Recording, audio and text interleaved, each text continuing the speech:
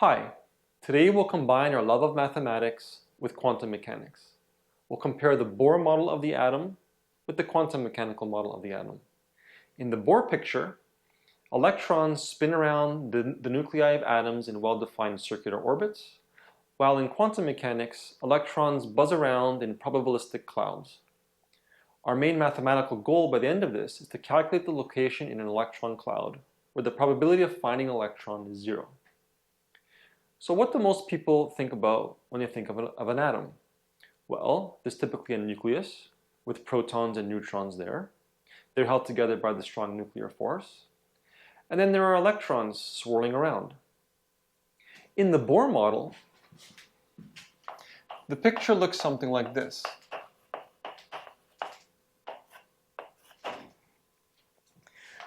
We have this nucleus of positively charged protons and electrically neutral neutrons, and in circular orbits we have electrons spinning around. Each one of these orbits corresponds to an energy level. The innermost ring or orbit is energy level 1, or the ground state for an electron. And then as we move out to further and further orbits, we have energy levels 2, 3, 4, etc. So this first orbit is energy level 1, and we use the lowercase letter n to represent energy level. This next energy level would be energy level 2, or n equals 2, and so on. But what Bohr tells us is that the maximum number of electrons that can be in any one energy level is given by 2n squared. So in energy level number 1, that means we can have at most 2 times 1 squared, or 2 electrons max. In energy level 2, the maximum number of electrons we can have is 2 times 2 squared, or 8 electrons. In energy level 3, the maximum electrons that can live there are 18, and so on. So for the sake of example, let's take a neutral magnesium atom.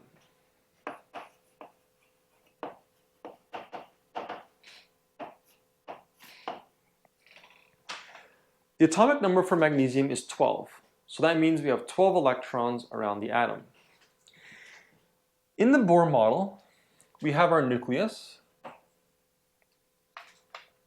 and then we have 12 electrons spinning around. Well, these 12 electrons are living at various energy levels. In the first energy level, we can have no more than 2, but we need 12 in total. So that means there are electrons now in the next energy level as well. But the next energy level, the maximum number of electrons we can have is 8. So this gives us 10 electrons so far, so we need 2 more. That means there are electrons in a third energy level.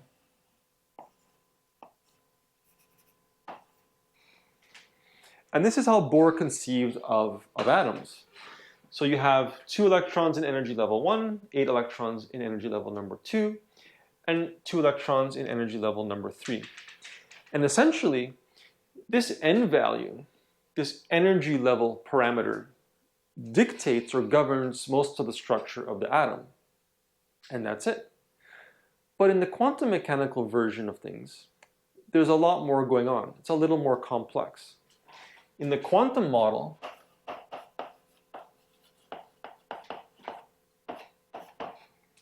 there isn't just this single parameter that governs electrons. There's 4, and these are the quantum numbers of electrons. The first quantum number is the principal quantum number.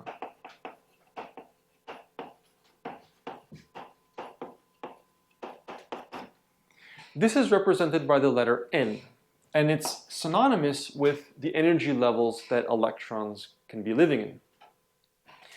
Now n can take on the values 1, 2, 3, 4, etc. The principal quantum number can take on natural number values. The next quantum number is the orbital quantum number.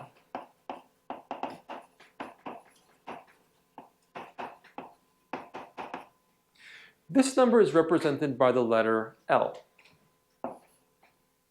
And the values that L can take on are 0 through to n minus 1. So for example, if we have an electron in the second energy level, then the L values possible would be 0 and 1. If we have an electron in the fifth energy level, then the L values possible would be 0, 1, 2, 3, 4. The next quantum number is the magnetic quantum number.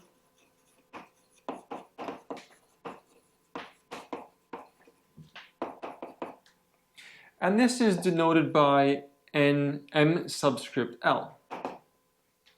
And the possible values that ml can take are the integers from negative L all the way up to positive L. And finally, the fourth quantum number is the spin quantum number. And here electrons can have one of two values. We denote the spin quantum number by m sub s, and we can have the value of a half or negative half. Now, to draw an analogy, the orbital quantum number is related to the angular momentum that electrons have. And if we think about planets orbiting the sun, that motion of revolution around the sun gives the planets an angular momentum. So in sort of the same way, when electrons are orbiting their nucleus, they have this angular momentum. The spin quantum number, again as an analogy, thinking of planets revolving around the sun, not only do they do that, but they spin around their own axis. And there's an angular momentum associated with that as well. So again, and this isn't completely true, just an analogy, electrons have this sort of spin around their own axis. And that's what this half and negative half refer to. The magnetic quantum number has to deal with the energy electrons have if they're subjected to an external magnetic field. It's a little complex, we'll leave it at that. So in essence, these are the four quantum numbers that govern the states of electrons. That's in contrast to the Bohr model that has just the energy level n associated with electrons. So let's take a closer look at how these quantum numbers interplay with one another. Okay, so in the Bohr model of the atom, we think of electrons filling energy levels in order. In the first energy level, once there's 2 electrons living there, electrons will move on to the next energy level, should there be the need to fit any more. And once 8 electrons occupy the second energy level, more electrons will go on to occupy the third energy level, and so on. So electrons fill orbits one after the next in ascending energy levels. However, in the quantum mechanical picture, electrons fill not just orbits, but orbitals and energy levels, a combination of the two that we call shells. So the energy level or principal quantum number n is one aspect of this, and the orbital quantum number L is another aspect of this. Now traditionally, the L values of 0, 1, 2, 3, all the way up to n minus 1 have letter designations. When L is 0, we give the letter designation S. When L is 1, we give the letter designation P. When L is 2, we give the letter designation D, and so on. And so you may have seen these before, the S, P, D, F orbitals, and so on. And so electrons fill energy shells. And so what does that look like, or how can we tell which shells get filled? Well, this is all governed by the Aufbau principle. And that looks like this.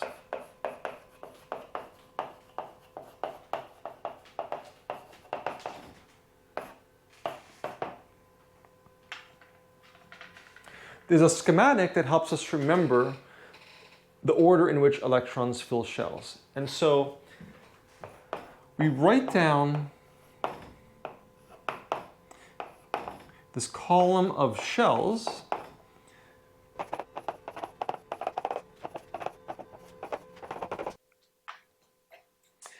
And then we draw diagonals like such.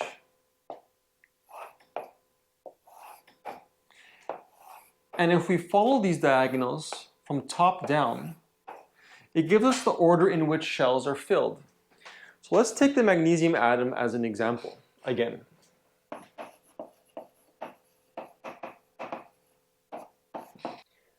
In any s orbital, we can have a maximum of 2 electrons. In any p orbital, we can have a maximum of 6 electrons. In any d orbital, we can have a maximum of 10 electrons. And so magnesium, in a neutral atom of magnesium, if we need 12 electrons, then here's what we end up with. Using the alphabet principle, first we have a 1s shell that electrons will fill. And in the s orbital, we can have 2 electrons there. Then following these diagonals, we have the 2s shell. But because we have an s orbital there, again, we can only have a maximum of 2 electrons occupying that orbital. Then we have the 2p shell. And because we have a p orbital here, the maximum number of electrons that can live in there are 6. And then comes the 3s shell. And again, because we have an s orbital, a maximum of 2 electrons can live there. And if we look at how many electrons we've used, we have 2 plus 2 plus 6 plus 2, well that's 12. Exactly how many electrons magnesium requires. So this is what we actually call the electron configuration for magnesium. We can see the shells involved, the energy levels that we have different electrons at, and the orbitals that they occupy. So to break this down, in this first shell right here, we have 2 electrons. Those 2 electrons have energy level 1. They're in an s orbital, which means that they have an orbital quantum number of 0.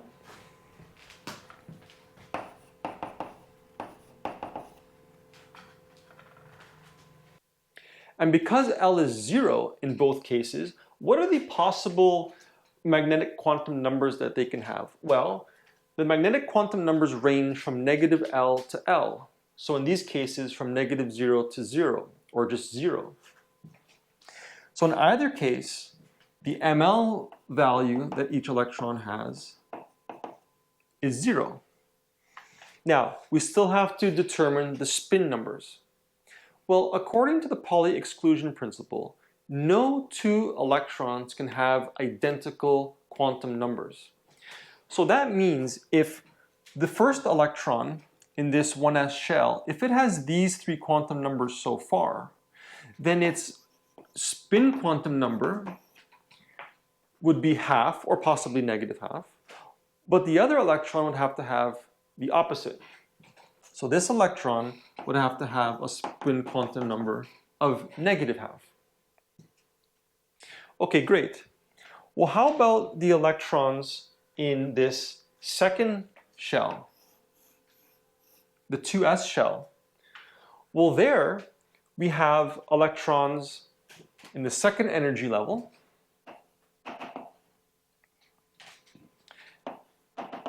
And there's 2 of them. They're in these s orbitals. So since they're in s orbitals, the orbital quantum number for these 2 electrons is 0. But because L is 0, the magnetic quantum numbers must both be 0 as well.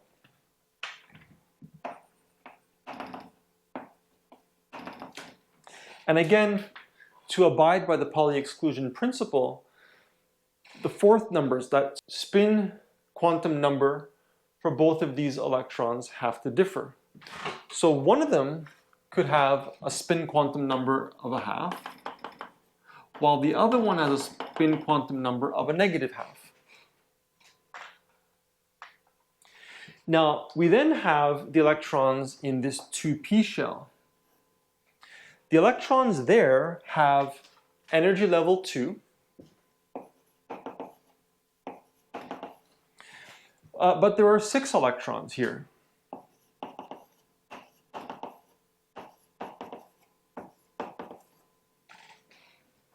Because n is 2 in this case, the L values can be 0 or 1.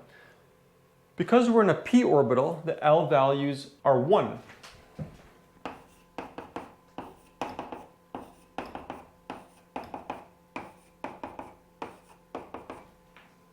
Well, what are the possible magnetic quantum numbers that these electrons can have? Well, now, those values can go from negative L to L, so negative 1 to 1, and all the integers in between. So negative 1, 0, and 1. So it turns out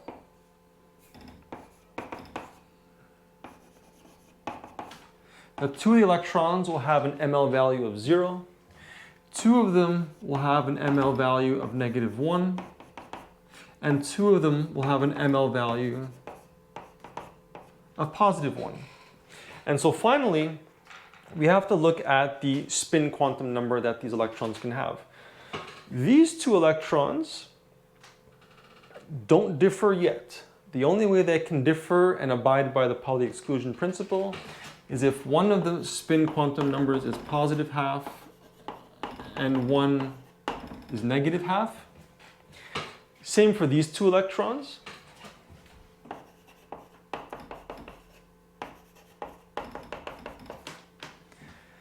And the same for these 2 electrons.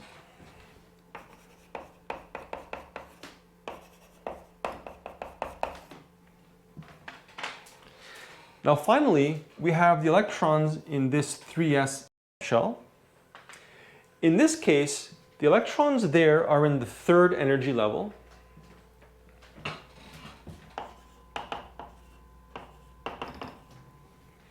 There are 2 electrons there. They are in s orbitals.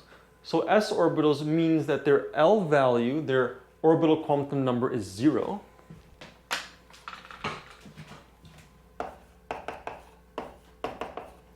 But because L is 0, the magnetic quantum number that those electrons can have goes from negative L to L, so negative 0 to 0, or just 0.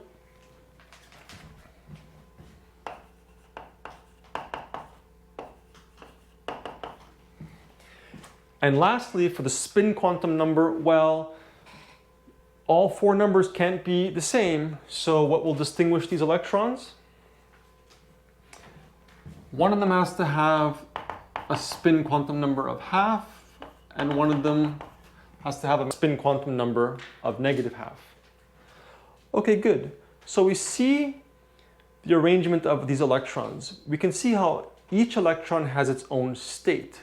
Each state is given by these 4 numbers, or these 4 numbers. Okay? Each electron has its own associated group of 4 quantum numbers. So what kind of a picture do we have now of a magnesium atom in contrast to the Bohr model, which would just represent these electrons as existing in simple rings around the nucleus? Well, let's take a look.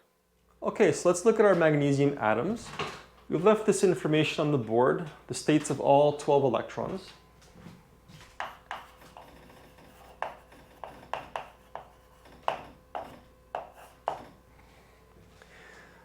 So here's our nucleus of the magnesium atom. Okay, now each type of orbital, S, P, D, etc., has a certain shape. The shape of the cloud of electrons around the nucleus can be spherical or dumbbell shaped, basically. Any s orbital has a spherical shape, and any p orbital has a dumbbell shape. Sort of lobes that oppose one another. With p orbitals, there's usually two lobes. In d orbitals or higher, there are multiple lobes. Well, these two electrons in this 1s shell, because we're dealing with an s orbital in the first energy level, these are electrons closest to the nucleus, energy level 1. But those electrons will exist in a cloud around the nucleus that's spherical. So we can imagine a sphere of electrons like so. And we have these two electrons in there, somewhere. The two electrons in the 2s shell, they're in an energy level of 2. So they're further away from the nucleus. But also in an s orbital, so in a spherical shaped cloud.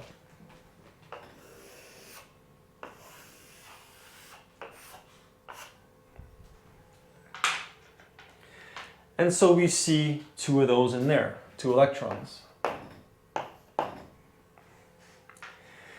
Now also at energy level 2, we have 6 electrons in a p orbital.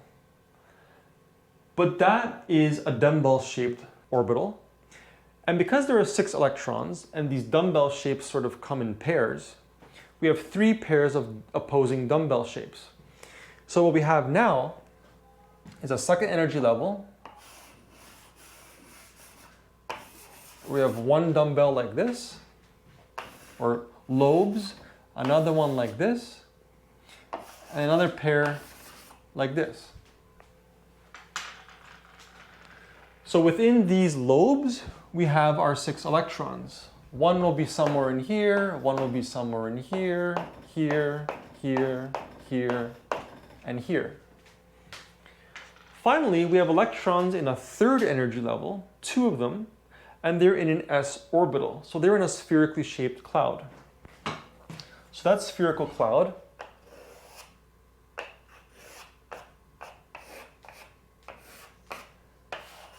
will be here. And somewhere in there, we're going to have our 2 electrons. Okay, so this now is a picture of the quantum mechanical model of the magnesium atom, as opposed to that more simplistic version in the Bohr model, where we just have concentric rings, essentially a solar system of electrons. Okay, great. Well now, let's get to the mathematical part of all this. We might ask ourselves, okay, let's take a look at, for example, these 2 electrons in those opposing lobes. If the probability of finding the electrons is 0, then where would those locations in that cloud be? Or we could say the same thing or ask a similar question for any of the other electrons in any other shell or cloud. So let's do that. Let's ask ourselves, okay, these 2 electrons in the p orbital, for the L equals 1 case, energy level 2, with magnetic quantum number 0, -1, or 1, where would the location be where the probability of finding those electrons is 0? Okay, well this all depends on a family of functions called the spherical harmonics. So we'll go to another board, write down these functions, and then that will help us determine or answer our question. Okay, so here we are now at the next board. This family of functions give us the spherical harmonics. And we're going to use this function to help us answer our question about these 2 electrons right here. Given that those 2 electrons are swirling around probabilistically inside of those 2 lobes, what are the locations where the expected probability of finding electrons is 0? Well, first we might imagine overlaying a Cartesian coordinate system over this atom. We have an x-axis, a y-axis, and a z-axis. And for those two lobes, if we swing out on a polar angle of theta in the xy plane, so if we swing out this way, and then swing down from the z-axis, or take our azimuthal angle,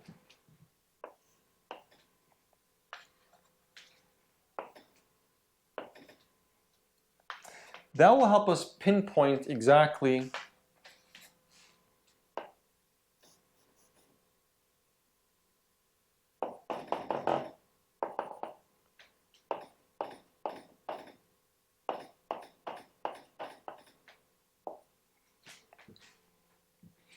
the location at which we're interested in.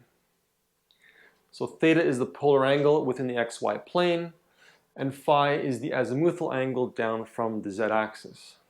Okay, well, since we're focusing on these two electrons here, we're going to say that those electrons have energy level 2, orbital quantum number 1, they're in p orbitals. We'll look at the case where the magnetic quantum numbers are 1. Remember, the other electrons are going to have ml values of -1 and 0. So we'll look at these two electrons that have an ml value of 1 each. And then, of course, one of them has a spin quantum number of half and the other one -0.5. But the only thing of importance to us are the L and ml values. In these spherical harmonics, L is the orbital quantum number, and M is the magnetic quantum number. I've eliminated the subscript L just to avoid any more complexity to what we already see here. Okay, so let's see how this works. Okay, so let's take a look then. We're going to be computing the spherical harmonic for when L is 1 and M is 1 as a function of theta and phi. But we'll have to work out all of this. So let's do this in pieces. So number 1, we have 2 times 1 plus 1, all divided by 4 pi, times L minus the magnitude of M, so 1 minus 1 factorial, divided by L plus the magnitude of M factorial. And this is to the power of a half. Well, this is 3 divided by 4 pi. 0 factorial is 1. 2 factorial is 2. So we have 3 over 4 pi times a half. So that's 3 over 8 pi to the power of a half. In orange, we have e to the I times m times phi. Well, that's just e to the I phi. In blue, we have -1 to the power 1 times 1 minus cos squared of theta to the power of m over 2, so half. This is negative. And of what? -1 minus cos squared is just sine squared. To the power of a half is just sine theta. Okay, now in purple, here we have 1 over 2 to the power L times L factorial times the Lth derivative with respect to cos of theta of cos squared of theta minus 1 to the power of L. So what does that give us? Well, L is just 1.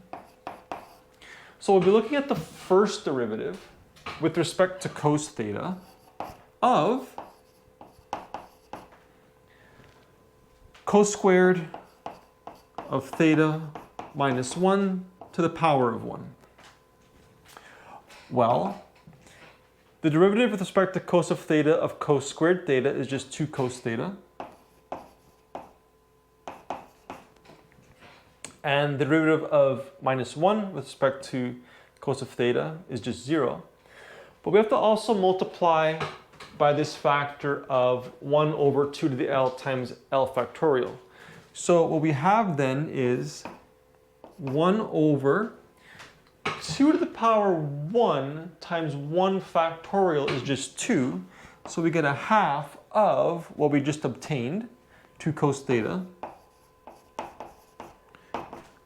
But a half times 2 is 1, and we're left with cos of theta. Now finally in green, we take the mth derivative with respect to cos of theta of what we just obtained. But m is just 1, so we're taking the first derivative. So the first derivative with respect to cos of theta of cos of theta, well, that's just 1. So our spherical harmonic for y11 is simply what we have in pink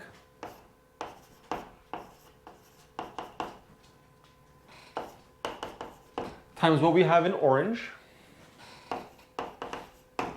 times what we have in blue, negative sine of theta,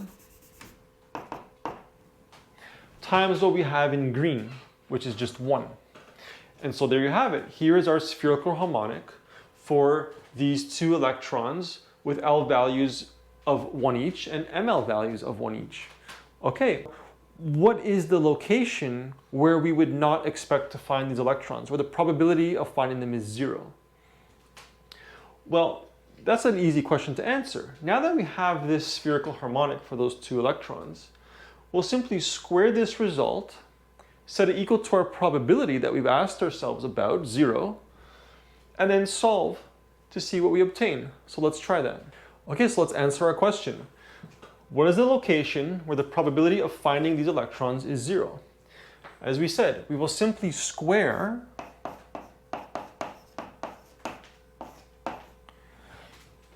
this spherical harmonic and set it equal to that probability of 0. Well, if we square this, this negative vanishes. This quantity raised to the power of a half remains just that, 3 over the root of 8 pi times e to the I 2 phi times sine squared of theta. And if we set this to 0, this quantity can be divided out, and that leaves us with simply this equals 0 or this equals 0. Well, e to the I 2 phi, if we look in the complex plane, 0 is right here, but e to the I 2 phi is a disk of radius 1. So somewhere around or along here,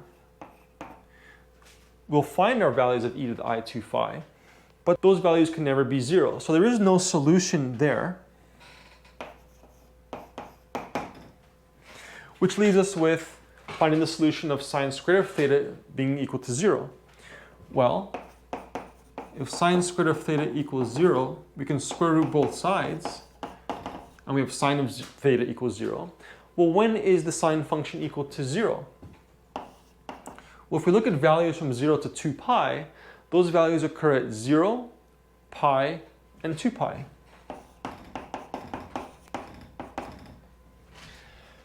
And so if we look here and we circulate around that cloud, or at least around those two lobes, we find that at these values of theta, we should never find an electron there. And so there you have it. We've mixed our love of mathematics with quantum mechanics. I hope you enjoyed. Thank you.